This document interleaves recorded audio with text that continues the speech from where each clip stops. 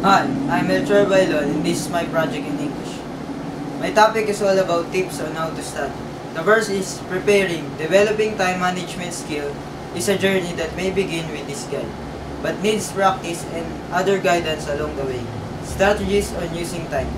Develop blocks of study time. Schedule weekly reviews and updates. Prioritize assignments. Develop alternative study places free from distraction. Use your time wisely. Review studies and reading just before class.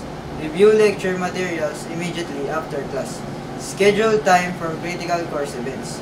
The second is effective habits for effective study. You can prepare yourself to succeed in your studies. Try to develop and appreciate the following habits. Take responsibility for yourself. Center yourself around values and principles. Put first things first. Discover your key productivity periods and places. First, understand others, then attempt to be understood. Look for better solution to problems. Look to continually challenge yourself. The third is concentrating. Concentration, the ability to direct your thinking. We all have the ability to concentrate. Think of the times when you were lost in something you enjoy.